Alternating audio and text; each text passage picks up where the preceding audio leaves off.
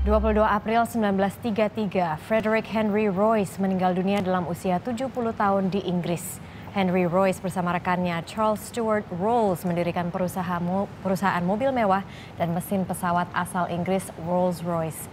Awalnya Royce sudah memiliki bisnis pembuatan dinamo, motor listrik, dan alat berat. Namun Royce tertarik pada dunia otomotif dengan mulai memodifikasi mobil-mobilnya.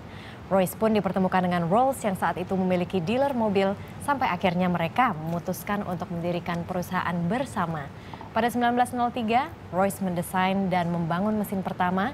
Prototipe pertamanya diuji coba setahun kemudian. Pasca Perang Dunia Kedua di tahun 1921, Rolls-Royce mendirikan pabrik pertamanya di Amerika Serikat. Dan saat ini, perusahaan Rolls-Royce dikenal sebagai salah satu industri otomotif terbesar di dunia. Harga produknya pun mahal, berkisar antara 1 miliar sampai belasan miliar rupiah. Rolls-Royce juga membuat mesin turbin gas komersial untuk pesawat militer dan maskapai penerbangan di seluruh dunia. Dan juga ada perkataan yang menarik. Apa? It takes 6 months to build Rolls-Royce, it takes 13 hours to build Toyota. Jadi kalau misalnya mau membangun Rolls-Royce itu membutuhkan waktu 6 bulan. Sementara kalau misalnya bikin Toyota hanya 13 jam saja. Tapi betul loh teman-teman, saya tuh pernah berkesempatan bekerja sama dengan pihak Rolls-Royce. Mereka itu mengatakan bahwa semua mobil yang mereka buat itu adalah handmade.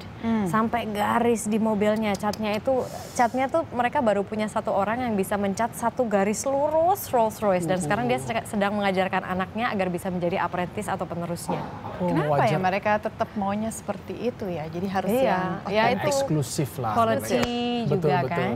Dan kalau Anda mungkin tertarik untuk mengamati ataupun juga melihat secara langsung seperti apa sih mobil Rolls-Royce itu, silakan datang ke showroom mobil mewah yang ada di KPK sana.